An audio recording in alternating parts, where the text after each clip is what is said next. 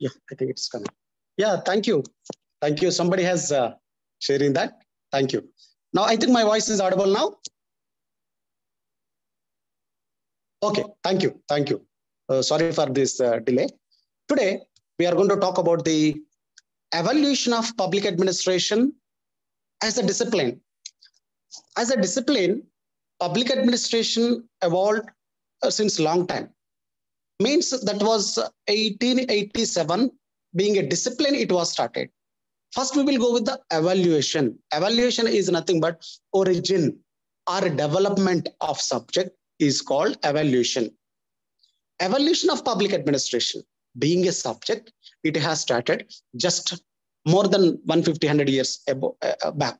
Means that was in 1887 which was started. So evolution of public administration as a discipline, as a subject, but it is practically it is there. But as a discipline, it was started just 1887. So we will go the main issues which are come under evolution of public administration as a subject. In brief, we will go with that one. Go to the next slide. Introduction. In the introduction point, we can say that one, the public administration evolved as a subject in a chronological order. Just I will go to the chronological order. Chronological order means in a hierarchy way, how it is started from ancient to the modern time, how it is evolved. In chronological order, first, pre-modern concepts. In public administration, we have the pre-modern concepts.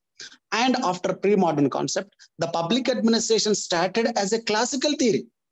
Classical theory means we can talk about the classical thinkers like Kautilya, Sanju, all will come under classical thinkers. And neoclassical theory and behavioralism public administration means in a chronological order, public administration started as a pre-modern concept. After a few decades, it has changed to the classical theory. And again, it became a neoclassical theory and behavioralism and postmodernism public administration. This is a chronological order. Means these are the 5 chronological order in the development of public administration. So in the development of public administration, we can talk the few concepts which are come under here. First one, pre-modern concepts. See, after pre-modern concept, you can talk about this one. So evolution of public administration, the term evolution is nothing but it's a change or growth in the principal stage called as a evolution of public administration in introduction page. So there is a chronological order and major paradigms also there. Major paradigms is nothing but the major aspects which are come under. Paradigm is nothing but. So the aspect which is come under the paradigm. So we can talk about these 2 areas today, how it will evolve. So we can say that one faster. Pre-modern concepts. In the pre-modern concept, we can talk. Go to the next slide. Pre-modern concept is nothing but it is an ancient or medieval time. Ancient or medieval time can be known as a pre-modern time. So during that time, public administration become an art than the science. Means public administration is an art. Means practicing purpose, it is an art. It's a practicing, not teachable. Means during the post-modern, pre-modern time, it is not as academic subject. Only they will practice it. Means the rural will try to practice it. Next slide, Ma. Go to the next slide. So they will try to practice it. And there is no distinction. There is no difference between personal and private administration. Personal and private, there is no differences because the king is there. The personal and private, everything is same. There is no difference. So in pre-modern time, what we are talking, the public administration is an art, then the science. It's not science. Science, what do you mean by science? Science which refers that the principles which are universally applicable, that is called science. For example, I have a piece of chalk. Just I will throw the chalk piece to the up, then it will fall down. If you throw the chalk piece in Hyderabad or USA, any place, it will fall down. That is a universal principle. So the pre-modern concept time, public administration is not a science. Just it is art. Art is nothing but singing, dancing, we can call it art. The art can be developed by practice. Here in the ancient pre-modern concept time, public administration is an art because the rulers are practiced it. And next one, the public administration concept in the pre-modern time, they feel that administrators are born. Means from the king family, other affiliated family, elite section people, they will rule it. They feel that administrators are born, but nowadays administrators are made. During that ancient time, pre-modern concept time, public administration feels that administrators born. Means king's son become the king. So there is a successor type of system will be there. So this pre-modern concept time, the administrators will provide law and order and collecting the taxes and regulating functions. Regulating means correcting. If the people are doing something, then they will punish. In ancient time, we have the Dandaniti. Dandaniti is nothing but if any person or any employer or anyone in the kingdom, if they're not follow the king order, then they will punish. That is Dandaniti. And the pre-concept, modern of concept of public administration focus little welfare. So this is the pre-modern concept of public administration in the evolution stage. What we are talking in the chronological evolution of public administration, first stage is a pre-modern concept. Pre-modern concept is practiced in ancient and medieval time. It is art, it is not a science. There is no difference between private office and personal office, house and household and office. There is no difference. And they feel that administrators are born. And this pre-modern concept public administration evolution time, it is focused on law and order, collecting the taxes and regulating functions, correcting it means, and little welfare functions. So this is comes under the pre-modern time administration. Next, classical theory. My dear student, classical theory is also called classical school, classical approach, formal organization, and it is also called structural theory because this classical theory feels that any organization requires some structure. Without structure, organization is waste. Without principles, organization is waste. They want principles. They need the organization structure. Principles, formal organization, formal, informal. Formally, I have invited, you used to say that. Formally means officially. Informally, informal, it's not official. So in the classical theory, after the pre-modern concept, concentrate here, after pre-modern concept, classical theory is also known as classical school, classical approach, formal organization, structural theory. This classical theory or classical approach is advocated or said by the Taylor, F.W. Taylor, his name is Fayol, Gulick, Urwick, Money, and Rayleigh.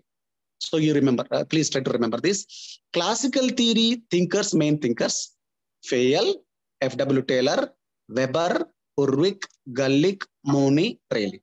These classical thinker focus on old. It is a classical thinker is a old and it is a great theory. It is the oldest and arguable theory. Arguable means we can comment on that. This classical theory evolved at the time of Industrial Revolution. In the Industrial Revolution time, 19th century, it has evolved. And it's a form the organizations. In the form of organizations. Actually, this classical theory is a Western scholars. Focused on the Western scholars. This theory is proposed by the Western scholars like political theory, political administrative theory by the Wilson. So once again, repeats you. After the evolution of the public administration, first one is pre-modern concept. Second one is classical theory. In the classical theory, Fayol, Weber, Urwick, they are main persons. This theory says that it is the oldest theory and arguable theory. It is evolved at the time of Industrial Revolution, or it is established its origin at the time of Industrial Revolution. The main components of this theory, it believes that organization structure is important, irrespective of public or private. Organization structure is important. Whether it is a private organization, government, it doesn't matter. So they need organized structure. And they feel that administration is a universal truth. And they need efficiency and economy in the public administration. So this is the classical theory. Go to the next one. After the classical theory, there are classical thinkers. Few thinkers are there. You can see the images also. So for the better understanding of you people, just I have downloaded few images for you. Please look at that. So in the classical theory, few persons are there. I told you that Henry Fayol, F.W. Taylor, and Weber. So these are the images you can see in that this one PPT. So in the classical theory, main persons, it is proposed three concepts. First one, administration management. This concept, administrative management in the classical theory proposed or advocated or said or supported by the Henry Fayol. So Henry Fayol 14 principles of organization very important. So what I said, classical theory is nothing but principles. Classical theory required hierarchy. So without principles, without hierarchy, classical theory feels that organization is best. So they are focusing that. Next one, scientific management. In the classical theory, another important aspect, another influential confluence of these sub-theories in the classical theory sub-theory. Second sub-theory is scientific management. Means classical theory sub-theory, the first sub-theory is administration management. It is proposed by Henry Fayol. Second theory is scientific management by the F.W. Taylor. F.W. Taylor scientific principles are there. Actually, he proposed industrial organization level, how the labors needs to work, how we need to get the productivity within a short time. So waste of time, you want to control it. Output, in more output you want it. So that is the scientific management. Next one in the classical theory, bureaucratic theory. Bureaucracy is nothing but government. Employees will come under the bureaucracy. The bureaucratic theory is proposed by the Max Weber. Actually, he's a German sociologist. So these three theories comes under the classical theory sub-theories. Remember, what is classical theory? Classical theory is also called classical approach and structural approach. This approach is, this theory is proposed by Fayol, F.W. Taylor, Fayol, Urwig, Gulick, Monet. So under the classical theory, sub-theories also there. The sub-theories are administrative management, scientific management, bureaucratic theory. Clear? Go to the next one. So what is bureaucratic theory? So another concept which are come under after the chronological or evolution of public administration. Third one, neoclassical. Neoclassical theory is also called human relations theory. It is again as a classical theory because that classical theory focus on only on the principles, output, efficiency, economy. Means they want to output. Classical theory feels that they never give the chance to the human relations, workers' problems. Due to that reason, my dear student, here he has emphasized about the human relations theory. When you are talking about human relations theory, George Elton Mayo, remember that? Human relations theory first started with the George Elton Mayo. He done the research on labor issues, workers' issues. So classical theory feels that workers are machines. They won't have humankind. But whereas human relations theory says in organization, we need to consider the human considerations also. So due to that reason, the Elton Mayo, he did the research on about the human relations. So that experiment called Hawthorne experiment. He did this experiment from the Harvard University in Western Electrical Company. So how the persons can listen to each other, how they will work, how they will maintain the relations each other. So that will come under the George Elton Mayo human relations. So these human relations have the three assumptions. First one, human can be motivated. A person can be motivated. Classical theory feels that if you give the money, persons will work. But here, human relations says that, yes, persons can be motivated with economic factors and social factors also. Yes, we need money. We need material. Yes, we can motivate. We are doing some job. Incentives will be there. We are motivating in that. So according to Elton Mayo, he's saying that not only financial factors motivate the person, social factors also motivate the person. For example, I think all of you working somewhere. So since long time you are working. Why you're working there? People, your friends are suggesting you are getting less salary. Why don't you leave this organization? Immediately you will say, no, I have good friends. So that is a human relations, good environment, good friends. So that kind of bonding we have. So human relations says that every person or in the organization may be motivated with the two factors, not only economic factor, social factor also, this one. So this is the first assumption of human relations theory. Second one, no organization in the chart or in the hierarchy level, every organization internally have the informal organization. Informal relations. So as I told you first, you're working in the particular organization, you don't want to leave it because you have some bonding with your friends. You will call them brother, sister, and such kind of relations. So that is called informal organization. So social factors are there, informal relations you have, and another one, social conditions. Social conditions is nothing but we are getting salary on time. The boss is good. You all always maintain a good relation with the subordinates or officers. You never treat us like a subordinates. So these kind of three assumptions are there. So these are the few assumptions which are come under the human relations theory. Once again, repeats you. In the chronological order, we have completed pre-modern concept, classical theory, and neoclassical approach. Next, to go to the behavioral approach. In the behavioral approach, what they did, human relations maintaining this one, but the human has such kind of behavior, attitude, means after human relations, their subject has emphasized or shifted to the behavioral concept. Behavioral concept is nothing but attitude of individuals, behavior. So under the behavioral concept, we can call one of the important persons in the behavioral concept in the public administration, like Chester Bernard. He wrote the book that is the functions of the executive. You can see the image is a Chester Bernard, that his book, the functions of the executive. Chester Ivor Burden, his complete name is Bernard, his name is. So that is a behavioralist concept. In the behavioralist concept, in the behavioral time, one person is a Bernard. Another one is Herbert Simon.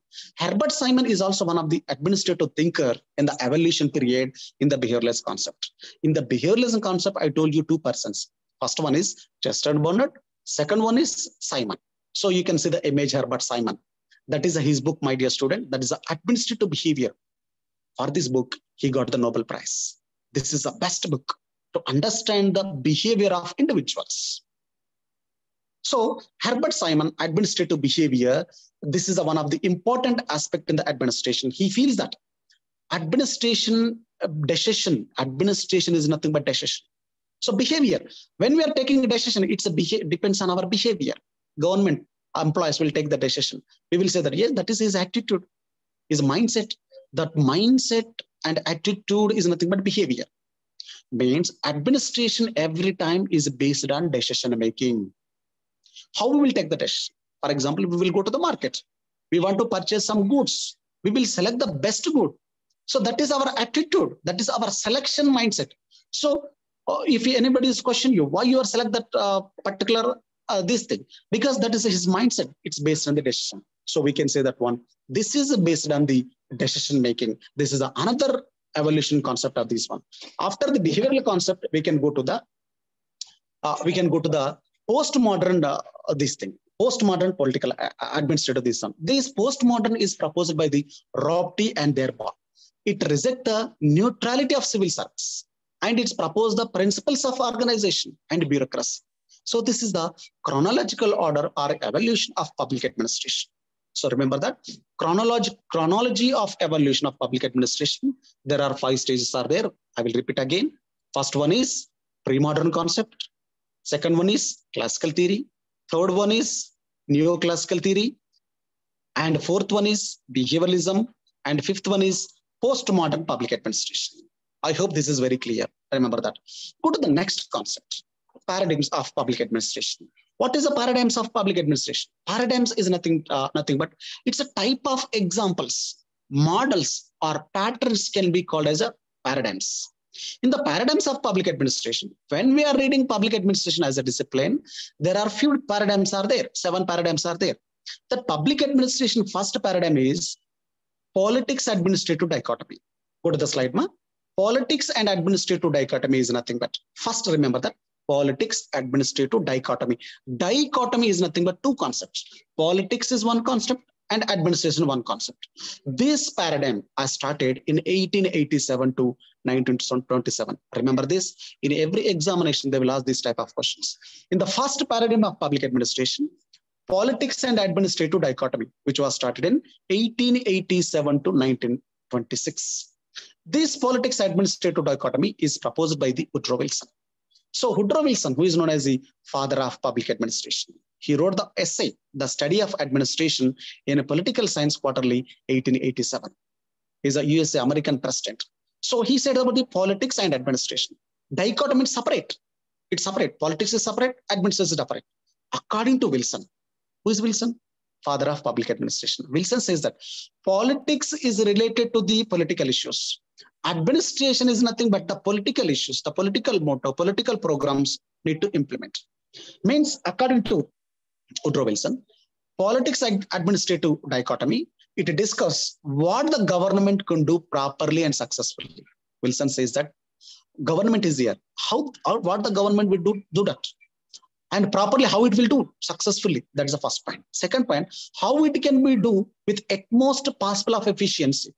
So government is doing administration, but we need efficient administration, successful administration, result-oriented administration. So in the political administrative dichotomy, Wilson says that 2 concepts he defines that. What the government do and properly can do it and successfully do it. Second one, how it can be do with the efficiency. That is the second concept. This is a political administrative dichotomy.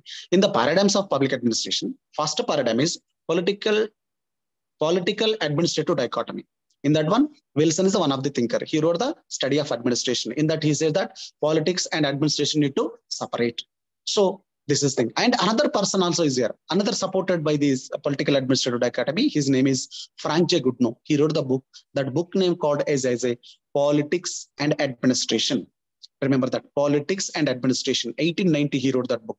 He says that. Who's that? Goodnow, Frank J. Goodnow. He is known as father of American public administration. Remember, I said two fathers. One is father of public administration, Woodrow Wilson. And another one, American father of public administration, is Frank J. Goodnow.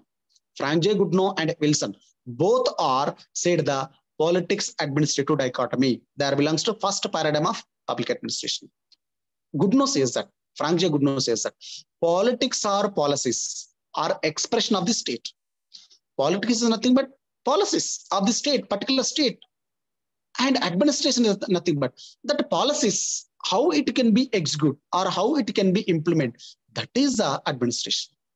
Is it clear? I hope it's clear to everyone. Frank J. Goodnow is also one of the supporter of the politics administrative dichotomy. He says that policies are expression of the state, whereas administration, that policies, that expression will be implemented by the administration. So Goodnow is completely against the spoil system of Jackson's time. Even Wilson also. We can say that Wilson actually. Wilson is against the spoil system. Spoil system is nothing but, my dear students, in America, 1882, Andrew Jackson is the one of the American president.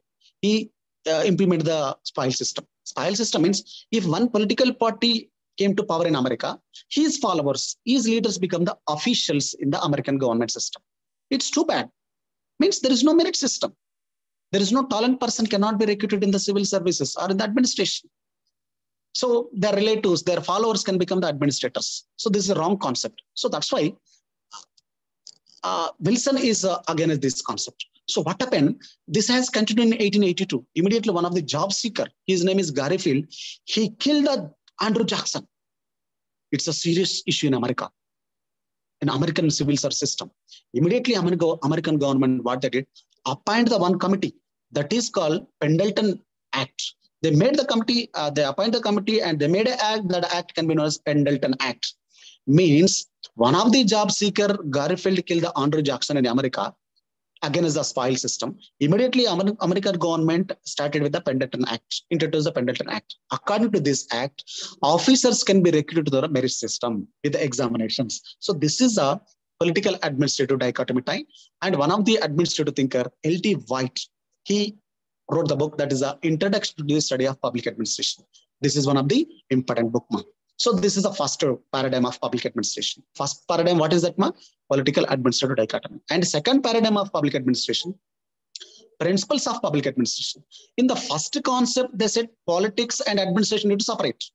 And in the second concept, they said they need principles of public administration. Without principles, organization, how can we run? Without the rules, how can we run? So that's why administrative thinkers from 1927 to 1937, 10 years, this era, this stage or second stage of paradigm of public administration, focus on principles. One of the important fellow, important scholar in the public administration, his name is F.W. Willoughby. So he wrote the book that is Principles of Public Administration. So first book that is the Principles of Public Administration. Mooney and Rayleigh, both the administrative thinkers, they also supported the principles of organization. And Luther Gulick and Lendell Urwig, this is an important book. They wrote the Papers and Science of Administration. It is complete principles. The Papers and Science of Administration principles. And F.W. Taylor, I have shown that pic of F.W. Taylor. So he wrote that Scientific Principles of Management. So this is complete principles era. In this one, we can say that principle era or principles of public administration. Willoughby wrote the book that is the Principles of Administration. Mooney and he wrote the book that is the Papers and Science of Administration. Luther Gulick and Lendell Urwig, Papers and Science of Administration. And another one, F.W. Taylor, Scientific Principles of Administration. These are the principles which are come under this one. Next one, after the principles of administration, era of challenges. Era of challenges means few administrative thinkers challenge administrative principles. These principles are not good. These principles are not universal. First person, Simon, he will criticize the administrative principles. Remember, my dear student, interestingly, Simon is a political thinker, but he criticized the principles of public administration. But whereas Chester Bernard wrote the book that is the functions of the executive, Simon criticized the principles. He said that administrative principles are proverbs. It may not be useful in the society. So one concept to another concept, it's not link up. So Simon criticized it. So that's why he says that, Simon says that administration is nothing but decision. So the decision is the art of government. So administration depends on decisions. So the decision is art of government, not principles, because he's condemned the principles. So this is the era of challenge. Please remember, era of challenges time, that was in 1938 to 1947. Simon says that administrative principles are proverbs. So another critic from the Robert et al., he says that science of public administration, three problems. Public administration of the three problems. They are challenging the public administration in this era, in the third stage. What they said, frequent impossibles of excluding normative concepts. They are criticizing the normative concepts. And second one, there is no human relations, inescapable human relations. Third one is that principles of administration is wrong. So they have criticized. So this is a concept. And the fourth stage we can call crisis of identity. Public administration again gone to the crisis. Public administration actually as a separate subject, which was started with the Woodrow Wilson in the political administrative dichotomy time, it went to the crisis. Because people are criticizing the principles of public administration. They are saying all the proverbs. Again, public administration went to the crisis. And another reason, if any organization, anything can be successful with the support of few organizations, they need the final support. But what happened? Ford Foundation discontinued the support to the public administration field. So publication of public, these things. So due to that, public administration went to the crisis. Another reason, my dear student, other public administration thinkers turned to the political science. They went to the political science. Again, they are joining with the political science subject. So that is a reason for the crisis of public administration. There is a serious crisis in the public administration which are faced. And that is a fourth stage. And next one, public policy perspective. My dear students, now we are in public perspective. So this is Errol Laswell and Yajul Kardor, they have said that what the government choose or what not to choose. So this is the policy. Policy is nothing but different aspects, laws, everything will come under this one. Means nowadays the public administration is become close to the political science and the fifth paradigm of public administration. So this is the elements of public administration. Go to the next concept, next topic, public administration and other social sciences. There is a fourth unit. Go to the next slide, ma. Public administration and other social sciences. Public administration and other social sciences. We have the other social sciences. Remember that. Public administration, what is the relation with other social sciences? See, my dear student, what are the social sciences? In the social sciences, political sciences, social science, economics, sociology, psychology, history, anthropology, and different subjects we have. Law is also social science.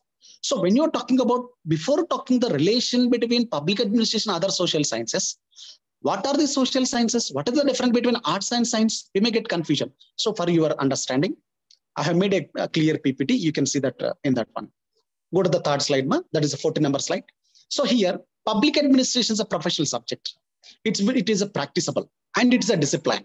The public administration being a discipline, which was started in a degree level, PG level, MPhil and PhD level. So this is the discipline of public administration. When you're talking about the subject, science and arts. What is science?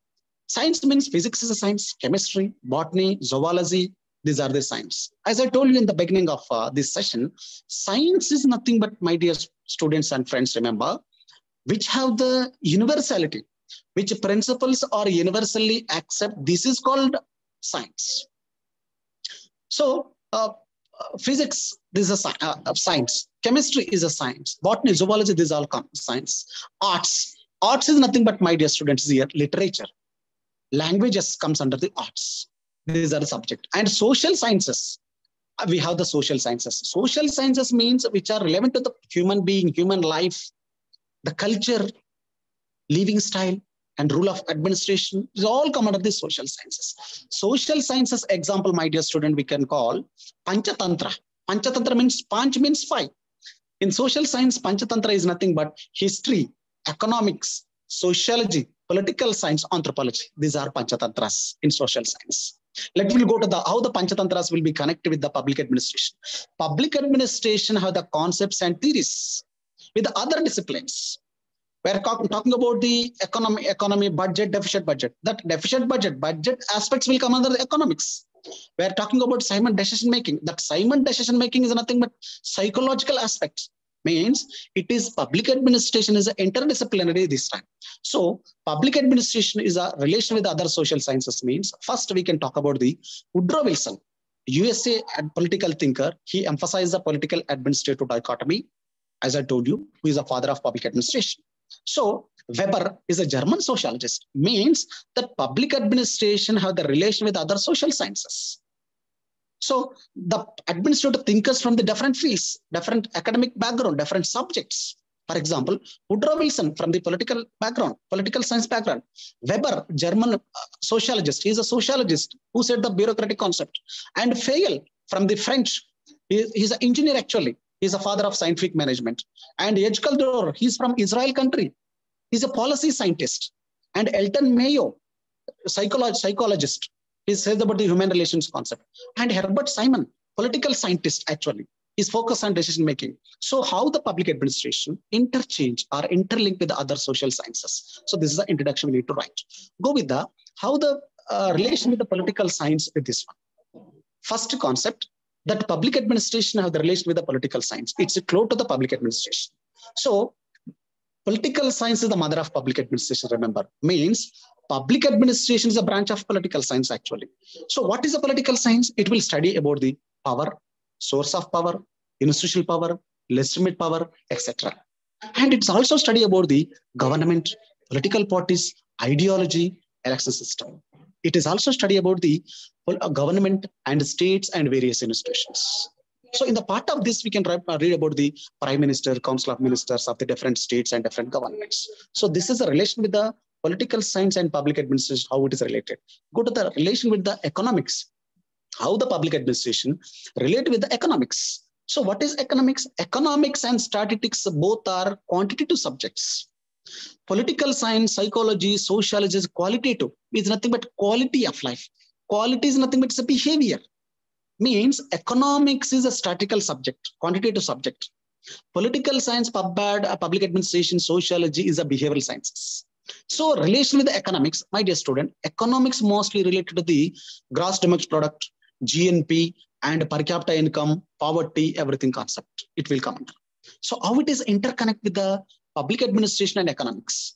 Being a public administrator, he need to know the economic issues, poverty, social aspects, per capita income, deficit budget, everything.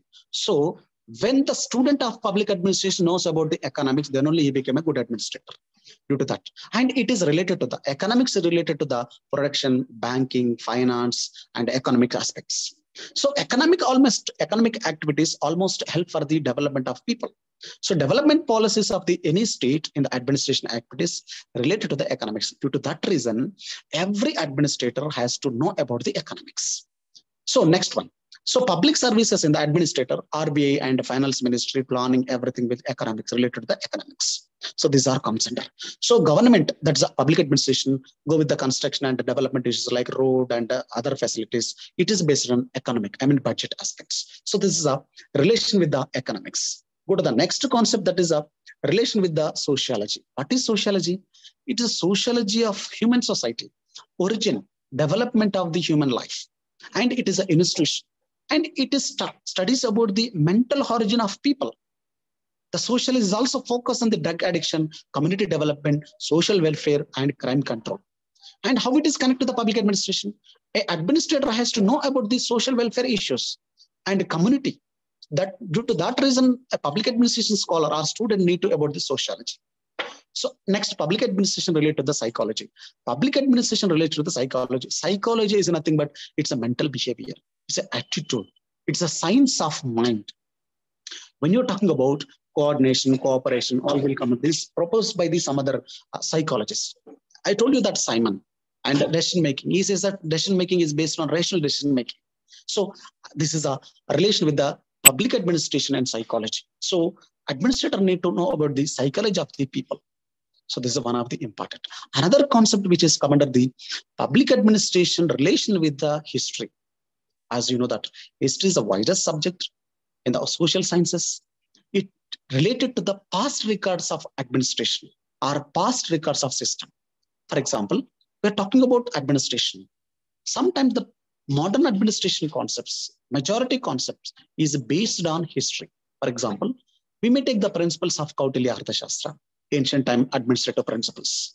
We may take the administrative principles of Mauryan time, Gupta's time, Kakatiya's ruling, administrative activities, administrative principles. Means the history is connected with the public administration. Administration is based on history also.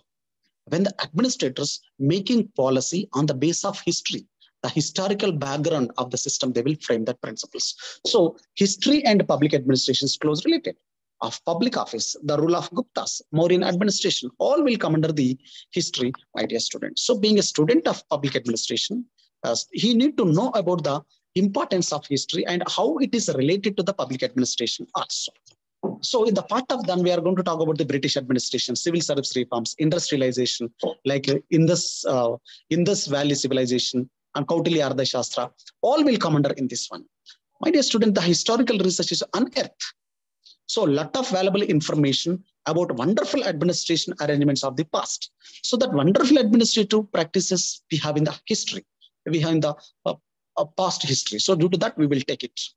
And Kautilya, we can say that one Megasthenes, Indica book, Huyansang and Fahian, Alberuni, they are provide the inputs to the administration. Based on their books, the administration activities will try to incorporate few principles. So this is a public administration related with the history. And last concept is how the public administration related to the anthropology. What is anthropology? It is a discipline of man's origin and evolution. And it is called as a science of humanity in general. So science of human past and present, it will explain. And it finds the solutions of the human problems. So anthropology will try to find out it. So this is about the anthropology. During the colonial time, so anthropology, we need to know about the different cultures of people. So due to that, Christopher von Filter is a Hammendorf. He was appointed by the Nizam. Actually, at the time of Nizam, Kumrab and other people from these area, Gond people, they're against Nizam. So he has appointed. What is their problem? Why they're against the government? So as being administrative, they need to know it. Even the present systems and governments also, if any community, they have the problem, they will try to find out. They will appoint the committees. So they need to know about the background of that human life or different caste. For the study of the Gonds and the tribes. So even the administrators also, they will try to know about it. For example, civil service officers, they have then the practical training, they will go to the villages. Why they want to go to the field study villages? Because their entire life in the grassroots level, they need to spend the particular district. So they need to know about the rural background, their community problems, different caste, culture and system and traditions. Due to that reason, public administration scholar has to know about the anthropology. So these are the social sciences. The public administration have the relation with all the social sciences. At a glance, I will repeat again this topic. So public administration and other social sciences in this one, we have studied the relation with the political science, public administration related with the political science, public administration related with the economics, public administration, how it is related to the economics and sociology and psychology and history and anthropology. So these are the few aspects which are come under the different social sciences. In examination point of view, they will ask that what is the relation between public administration and political science, any concept. So you need to go through all these concepts. And in the first topic, that is in the third topic, we discuss about the evolution of public administration. In this, I have said that there are 5 chronological evolution orders. First one is pre-modern concepts. Second one is classical theory. Third one is neoclassical theory. And fourth one is behavioralism. And fifth one is postmodern behavioralism. Please go through all these aspects. Then only you can understand. Okay, I hope it is very clear to all of you. Any doubts and clarifications, Ma?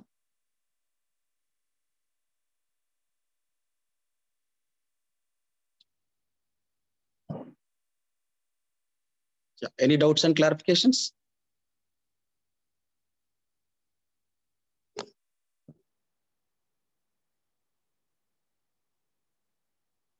Yashwant, give the audio to all.